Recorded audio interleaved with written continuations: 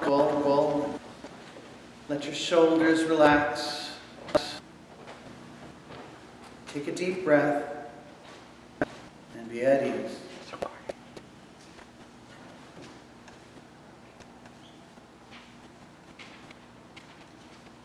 As you exhale, imagine all worry, all fear, all stress, all concern to melt away in between the floorboards, to be received by the earth. It is glad to take those worries on your behalf. It knows exactly what to do with them. Remember that as you are walking around, that every footfall, every time seated on the grass, the earth is willing to receive your concern. Take it up on that promise. Let the earth heal you. Let it fill you with love. Let it remind you that it is there for you as your mother.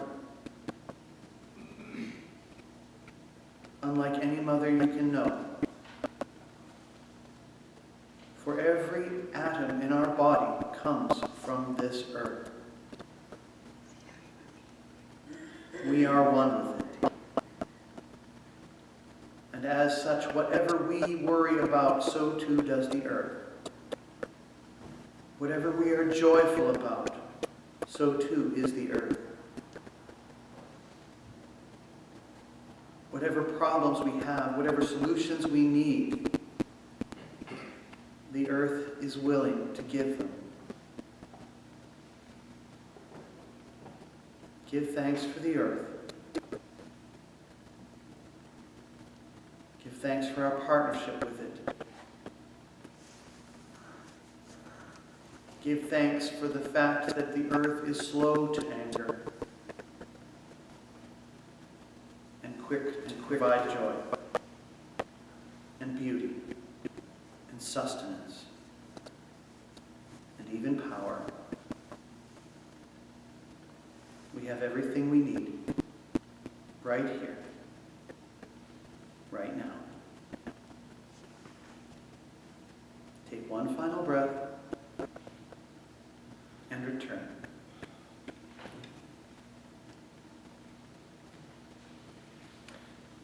So I have trust in the earth. I know that when it gets mad, because we aren't always caring for it, there are natural consequences. But I know the earth does not seek out to punish us. It has its job to do. It has its balance to maintain. And our role is to trust one another in that very delicate balance. Now, I've always maintained, as far as people go, that it's better to trust people and risk betrayal than it is to assume betrayal and risk trust. In the course of my life, my adventurous sensibility, now somewhat dampened as I've gotten older, has led me into many, many situations that would be typically deemed dangerous. Yet I invariably felt safe. Some of that might be a foolish idea of youth, but probably not all. I have definitely hobnobbed with criminals, taken risks with people who might not necessarily have had my best interests in mind, taken candy from strangers, and not just on Halloween, and let people suffering from addiction sleep in my home. It is true that there have been 2 or 3 occasions over the years where my trust was misplaced. I once had to replace an apartment full of electronics. And another house guest once required an unceremonious dumping in the driveway for stealing. There may have been 1 or 2 others I'm not remembering, because I just don't tend to dwell on that. What I tend to dwell on is the fact that on so many occasions, people who were decidedly untrustworthy elsewhere proved to be trustworthy for me.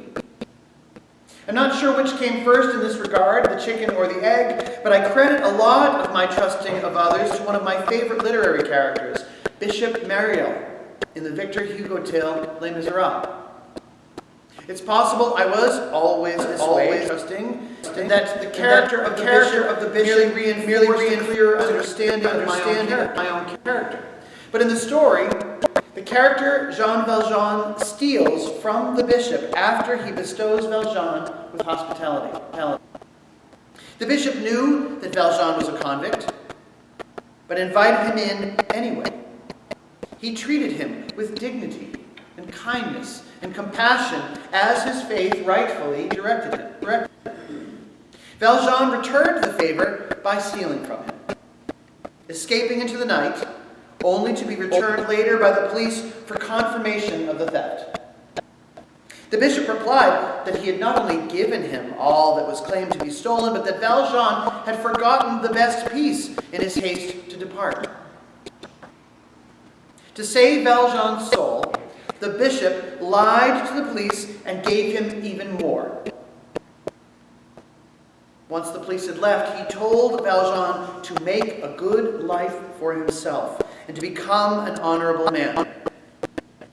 Which, for anyone who's read the story or seen the musical based upon it, will know that's exactly what occurred.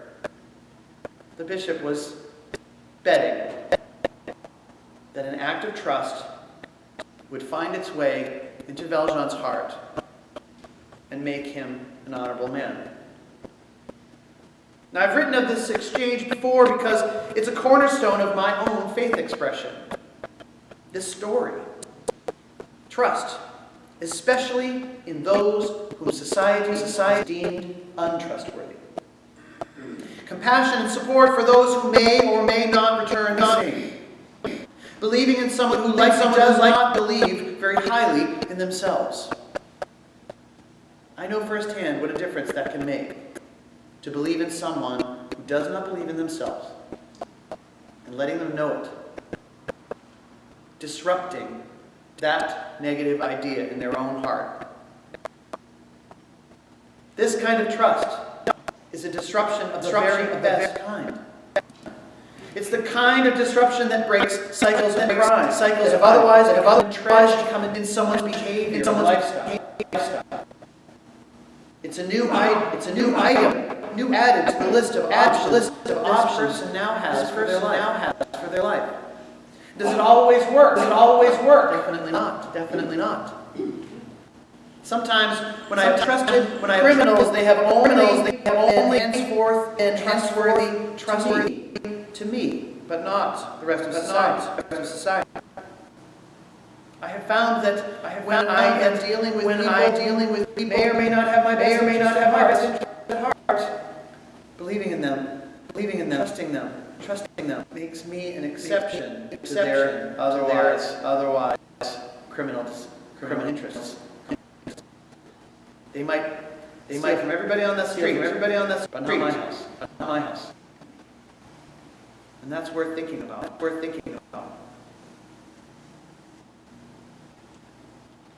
I am satisfied by this, despite my concerns for how their actions might affect others. I am satisfied by it because I have ever so altered the narrative in their head, which claims that the only safe route for survival is to trust no one, because no one is trustworthy, and that no one will trust you in return. I have broken that lie for them. I have proven that their inner narrative is wrong. And I believe there is a ripple effect to that. I have taken the risk of the bishop. My trust in them will not be ultimately misplaced. And that over whatever gestation period required, a seed will grow as a change within them.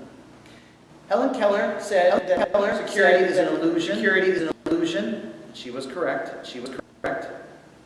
There is nothing which keeps us safe other than the overall decency of humanity. No lock on will keep out someone who wishes to get in. As is often said, for honest people. So a heightened sense of security is not what will ultimately protect us. Only relationship will. Only trust in those who have never experienced trust before will change the state of our world. It's no guarantee that trust will be returned. In fact, you're almost certainly guaranteed to experience something negative at some point. But the world will be better off for your having tried. And since we are not perfectly safe to begin with, the better course of action is to love.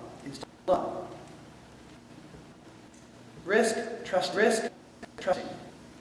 And for those who have had their trust betrayed many times in the past, or even once that still haunts you, that narrative does not serve.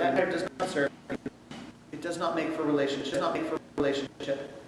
It does not insert itself into cycles of violence to prevent them or crime.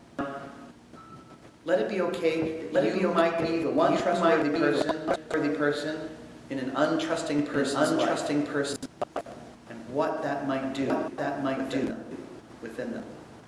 And while you're at it, trust yourself a little bit too.